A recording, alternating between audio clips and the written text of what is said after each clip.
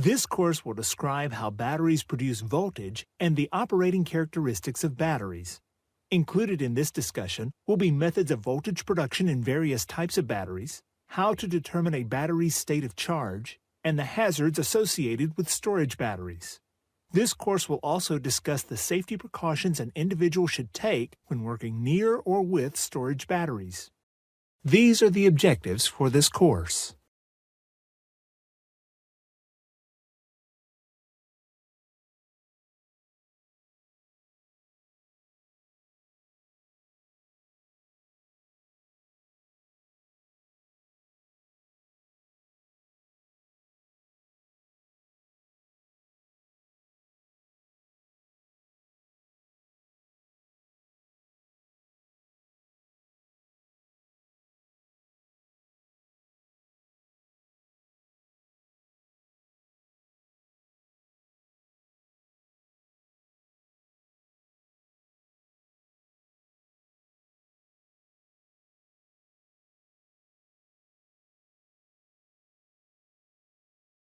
A battery converts chemical energy to electrical energy. This conversion enables electrical power to be stored. Once the basic theory behind the operation of batteries is understood, we can apply these concepts to better understand the way batteries are used. Webster's dictionary defines the term battery as a device for generating an electric current by chemical reaction. This definition corresponds directly with the purpose of a battery, which is to store chemical energy and to convert this chemical energy into electrical energy when the need arises. When discussing batteries, there are some terms you need to be familiar with to understand how a battery functions.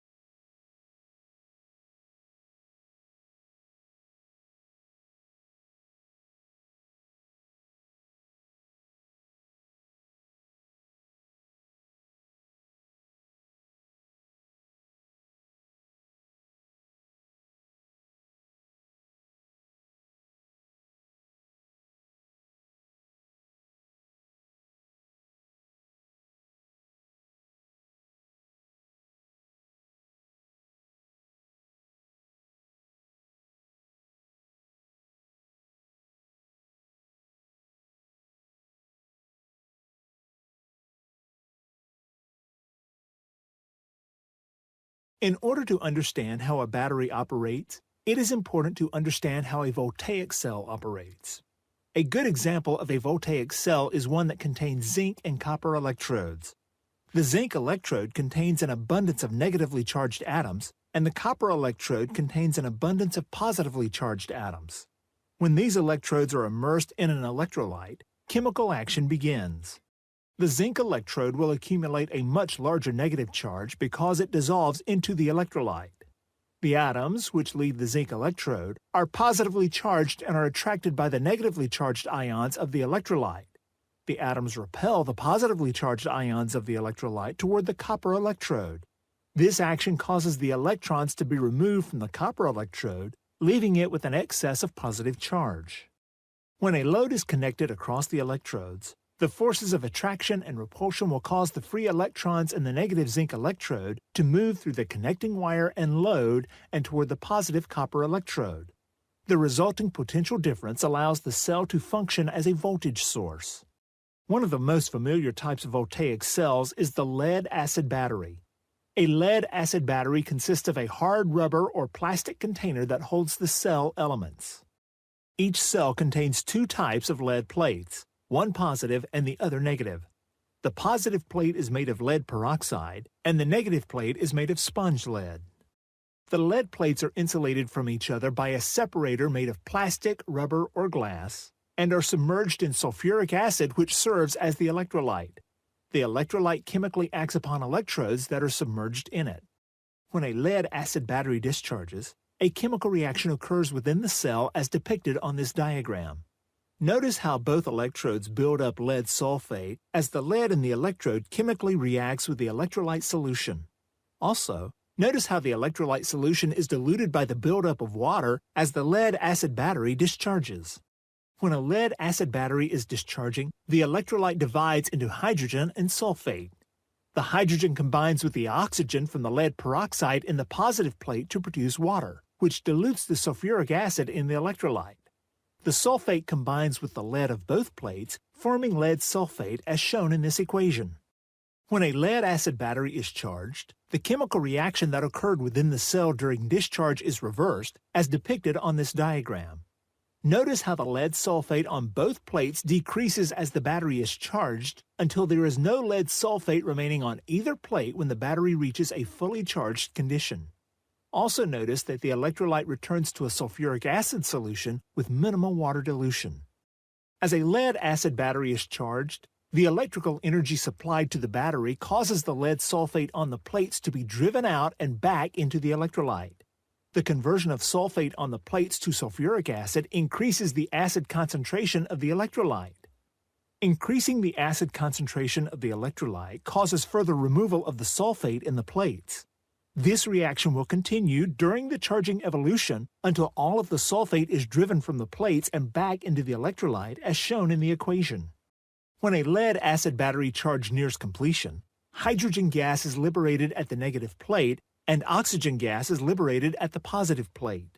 This action occurs since the charging current is usually greater than the current necessary to reduce the amount of lead sulfate on the plates.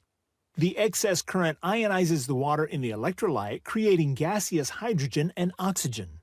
Since hydrogen is highly explosive, it is necessary to provide adequate ventilation to the battery whenever charging is in progress. As a safety measure, no smoking, electric sparks, or open flames are allowed near a charging battery. When a lead-acid battery discharges, the specific gravity of the electrolyte will decrease proportionally to the ampere-hours discharged.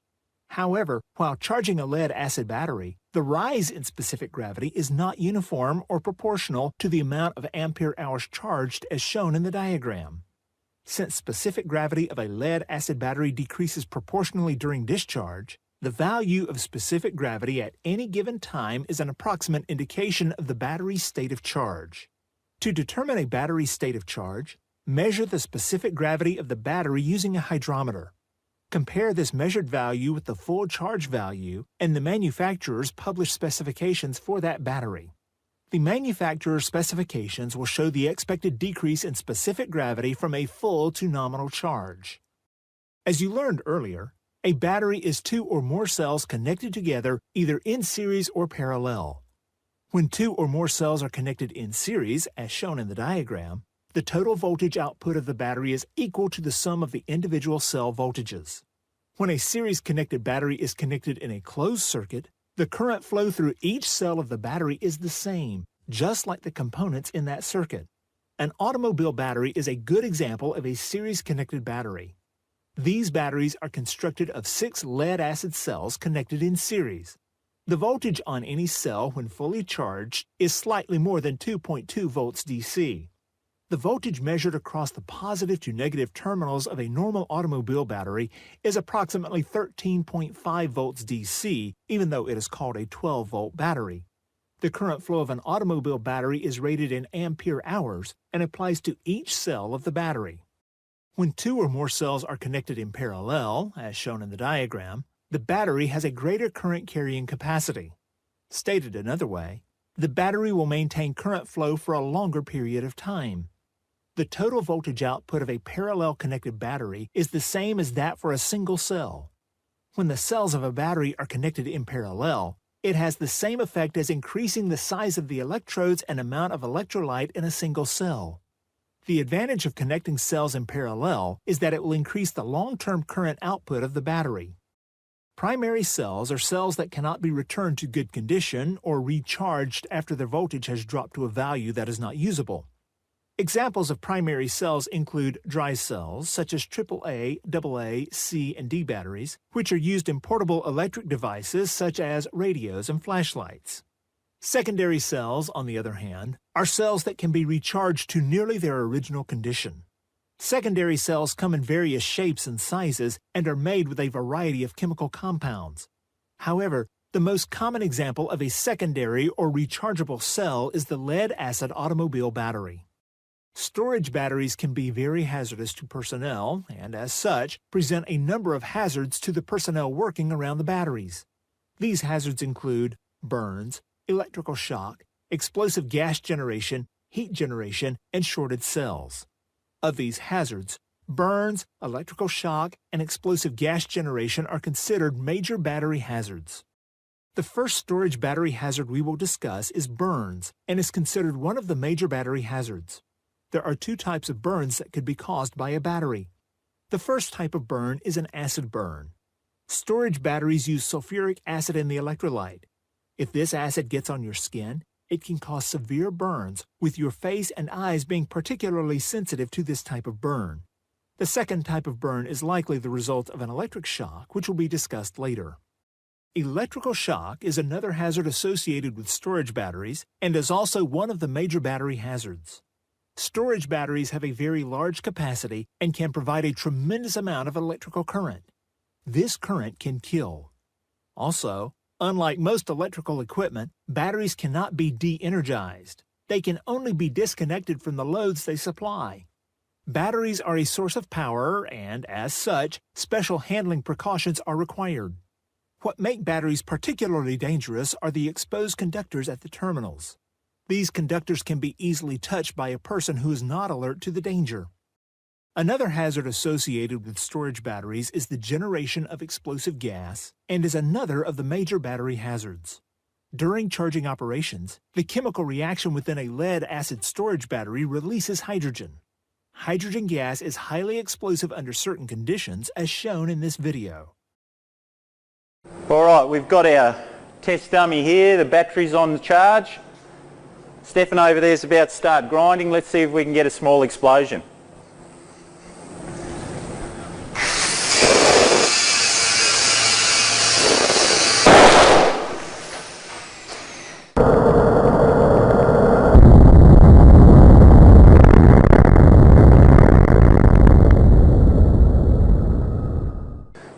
That's the danger, as you can see by looking at this battery. Hydrogen, very, very dangerous. Acid all over the test dummy, acid on the walls, acid on the bench. As you can see, complete meltdown. Heat generation is another hazard associated with storage batteries. The operating temperature of a battery should preferably be maintained in the nominal band of 60 to 80 degrees Fahrenheit. Whenever a battery is charging, the current flowing through the battery will cause heat to be generated by the electrolysis of water. Heat will also be generated in a battery due to the internal resistance of the battery and the current flow through the battery during charge and discharge. Higher temperatures will provide some additional battery capacity, but the higher temperature will eventually reduce the life of the battery. Very high temperatures, 125 degrees Fahrenheit and higher, can actually do damage to the battery and cause early failure. Low temperatures will lower battery capacity, but prolong battery life when the battery is being maintained on a slight charge, commonly referred to as floating, or is in storage.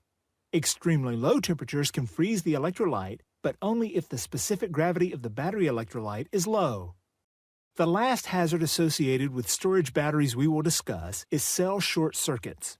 A short circuit in a cell can be caused by several conditions, including faulty separators, lead particles and/or other metals forming a circuit between the positive and negative plates, buckling of the plates, or excessive sediments in the bottom of the battery case. The primary cause of some of these occurrences is overcharging and overdischarging the battery. Both conditions cause buckling of the plates and cause sediment to build up due to the flaking of active material. Overcharging and overdischarging should be avoided at all costs.